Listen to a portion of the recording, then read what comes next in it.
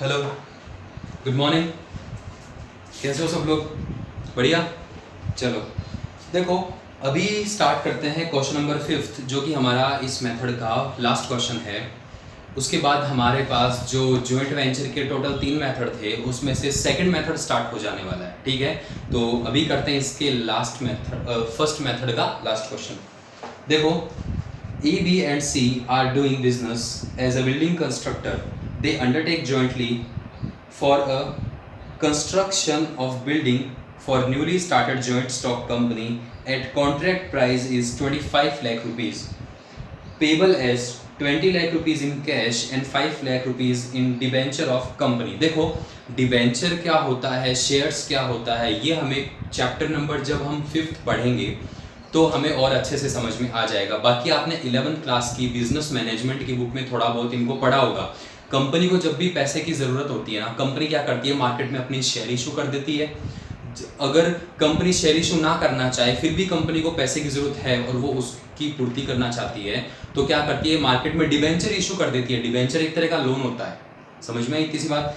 तो कंपनी क्या करती है कि 5 लाख रुपीज़ के डिबेंचर दे देगी उन कॉन्ट्रैक्टर्स को। ठीक है, जैसे कि हमने क्वेश्चन नंबर 3 पढ़ा था, उसमें कंपनी ने शेयर दिए थे, इसमें कंपनी डिबेंचर दे रही है, बस इतना सा फर्क, और कोई फर्क नहीं है। Their profit sharing ratio is 1:1:1। Profit वो इक्वली डिस्ट्रीब्यूट करेंगे। They open a separate joint bank account and amount deposited into the bank. A ने डिपॉजिट किया 3 लाख, बी ने डिपॉजिट किया 3,75,000 और सी ने डिपॉजिट किया 2 लाख रुपीज़। तो सबसे पहले मैं क्वेश्चन को साथ साथ में कवर करता हुआ चलता हूँ। देखो, एंट्री होती है joint bank account debit to A's account, to B's account, to C account. तो यहाँ लिखो to A's account, to B's account और to C's account.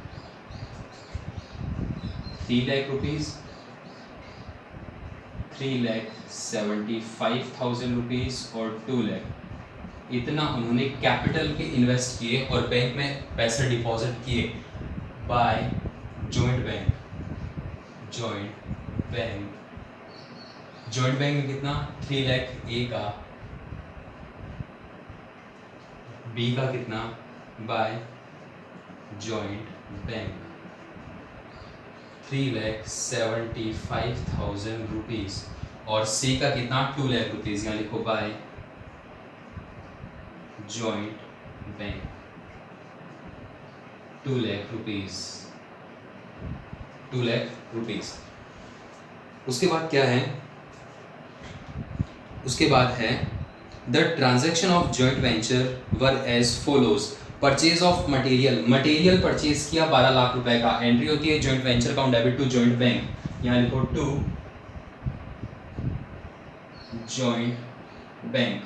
Joint bank और यहाँ से उन्होंने सबसे पहले मटेरियल परचेज किया है। सबसे पहले क्या किया, मटेरियल, और वो है 12 लाख रुपीज का। 12 लाख रुपीज का मटेरियल के बाद में क्या बोल रहा है, ये वेजेस पेड किया। तो वेजेस क्या है, वेजेस कितने का है, 9,75,000 रुपीज का, 9,75,000 रुपीज का। उसके बाद में प्लांट है 1,20,000 का। यहाँ इनको प्लांट 1,25,000 रुपीज। उसके बाद क्या है, अच्छा 1,20,000 rupees. Architect fees paid by A. ठीक है, तो पहले तो देखो इसका टोटल करके बाहर ले आता है क्योंकि ये टोटल कितना एक्सपेंस हुआ,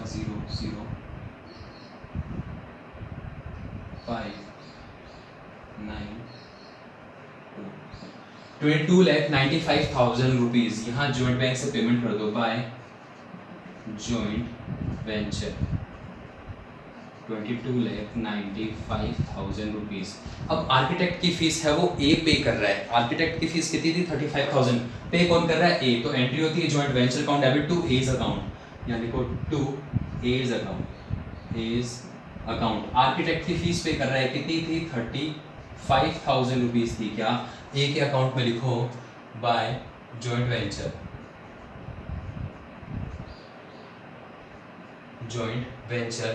35,000 रुपीज।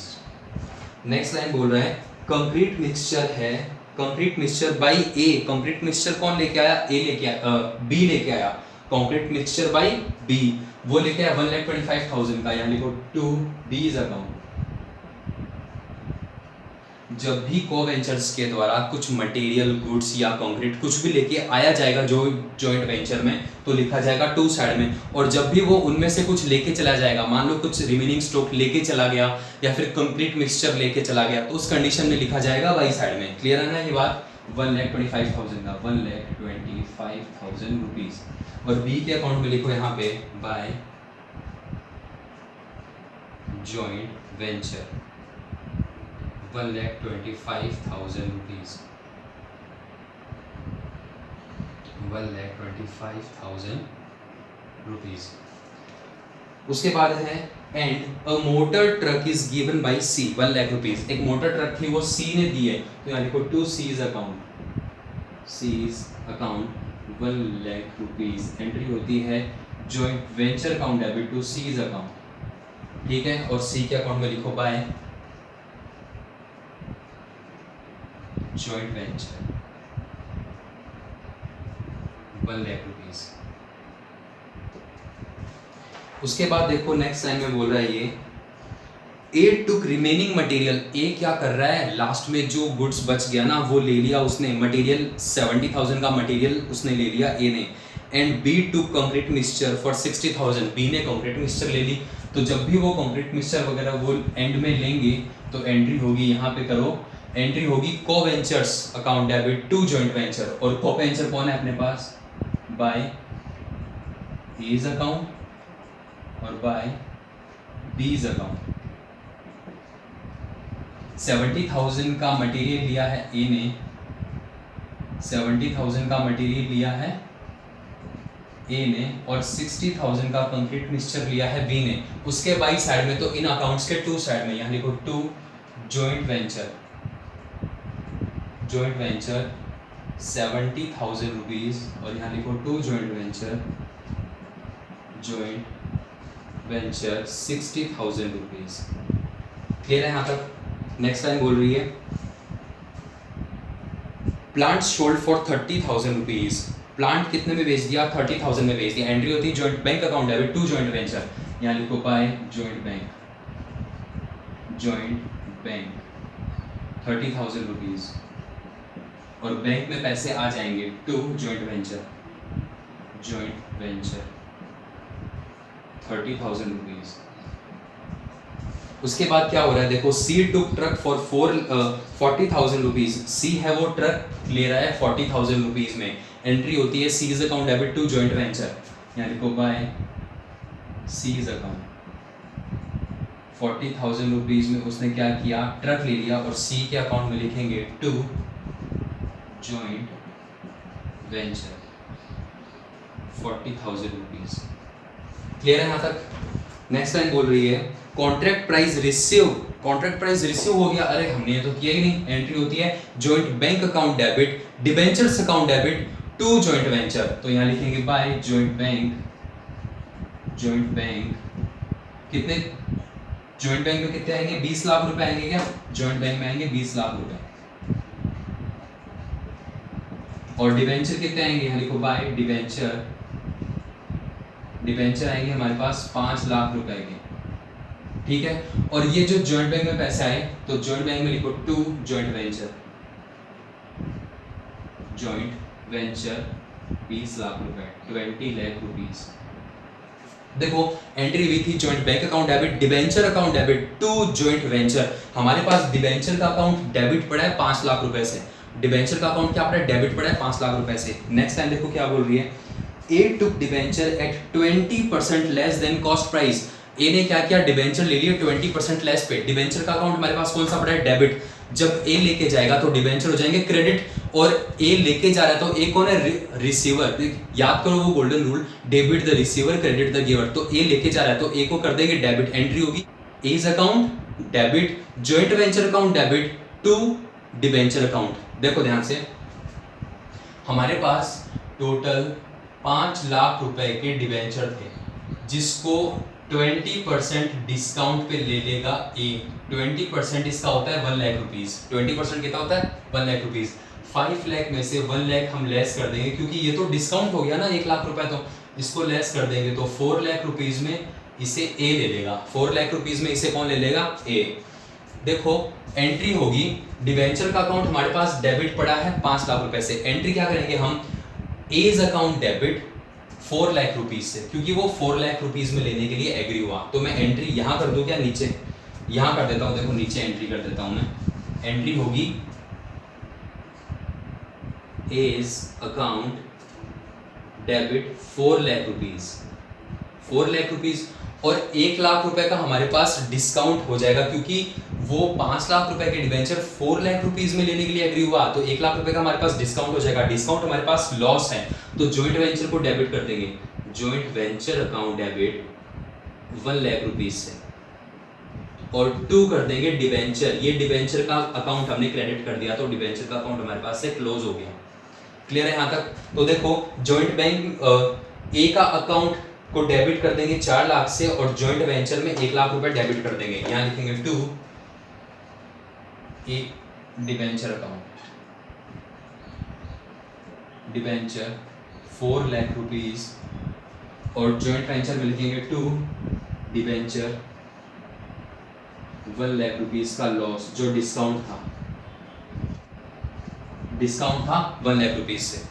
नेक्स्ट लाइन क्या बोल रही है, joint venture is complete, prepare necessary account in the book of joint venture. Joint venture complete हो गया, ठीक है, तो बुक से हमारा क्वेश्चन हो गया कंप्लीट। अब हमें क्या करना है, ध्यान से सुनना, हमें निकालना है प्रॉफिट या लॉस, और प्रॉफिट और लॉस कौन बताएगा, जॉइंट वेंचर का अकाउंट बताएगा। जॉइंट वेंचर का अकाउंट बताएगा, तो इसका डेबिट और क्रेडिट साइड हम टोटल करते हैं, तो देखो कितना आएगा, 20 और 5 25 लाख, 25 और 1 26 और 1 27, 27 लाख रुपीज।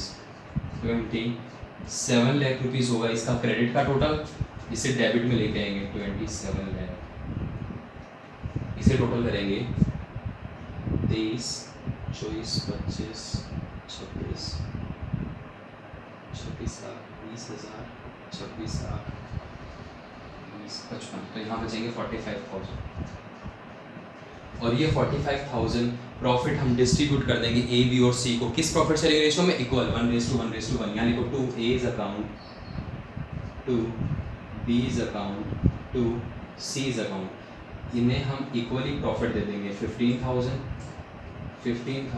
और 15,000 रुपीज। उसके 2 साइड में तो इनके अकाउंट में करो क्रेडिट बाय जॉइंट वेंचर, ये प्रॉफिट है, profit by joint venture profit.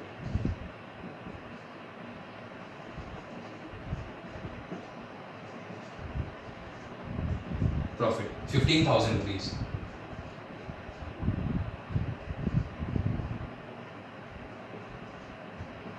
₹15,000 हमने जॉइंट वेंचर अकाउंट क्लोज कर लिया, प्रॉफिट और लॉस उनके को वेंचर्स के अकाउंट में क्रेडिट कर दिया। अब हमें क्या करना है, फाइनल सेटलमेंट की एंट्री करनी है, तो उसके लिए हमें इनके अकाउंट क्लोज करने पड़ेंगे, इनके अकाउंट क्लोज करने पड़ेंगे। सबसे पहले ए की बात करते हैं। देखो ए का इस साइड का टोटल है 3,50,000 और इस साइड का टोटल है 4,70,000, तो हमें डेबिट का टोटल करना है 4,70,000। ध्यान से सुनना, इस 4,70,000 को क्रेडिट में लाएंगे और उसमें से 3,50,000 लेस कर देंगे, तो यहाँ बैलेंस बचेगा 1,20,000। 1,20,000। अब देखो अगर इसका क्रेडिट बैलेंस आता, मतलब यहाँ मैं बैलेंस लिखता, क्रेडिट साइड ज्यादा आता और उस बैलेंस को मैं यहाँ लिखता, तो इसका मतलब ये होता कि जॉइंट की जो फाइनल सेटलमेंट है उसमें ए क्या करेगा, जॉइंट बैंक से पैसे लेके जाएगा अपने घर पे, पैसे लेके अपने घर पे जाएगा। लेकिन अभी क्या हो रहा है, अभी यहाँ पे लिखूंगा मैं by joint bank, by joint bank. इसका मतलब फाइनल सेटलमेंट में ए को और पैसे देने पड़ेंगे, ए क्या करेगा, जॉइंट बैंक में और पैसे डिपॉजिट करवाएगा। समझ में आई बात, तो ये होगा बाई साइड में, इसको लिखूंगा मैं बाई साइड में। अब बात करते हैं बी की, तो बी का तो मुझे क्रेडिट ही ज्यादा लग रहा है, बी का क्या कर रहा है, क्रेडिट, तो ये हो जाएगा 3 और 5,15,000, 5,15,000, इसमें से लेस करेंगे 60,000,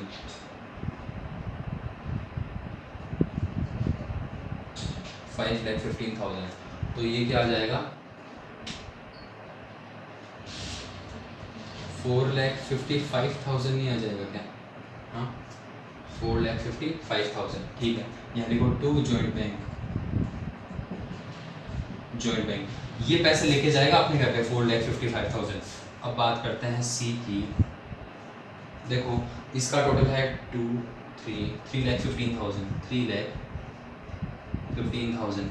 इस 3,15,000 को मैं माइनस कर दूंगा 40,000, तो यहाँ बचेगा 2,75,000 रुपीज़, 75,000 रुपीज़।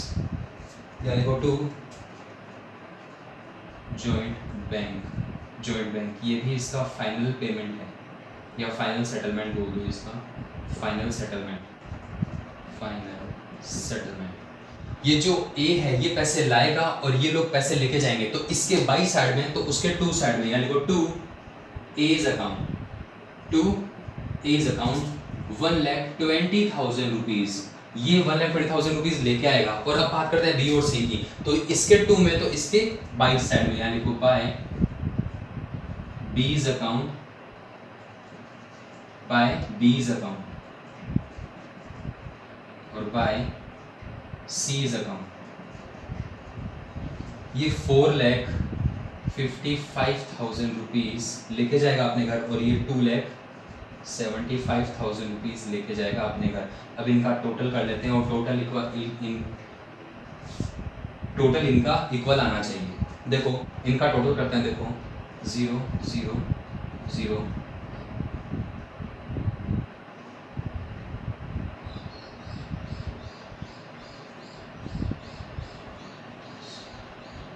30,25,000 30,25,000 रुपीज़ इसका टोटल करते हैं।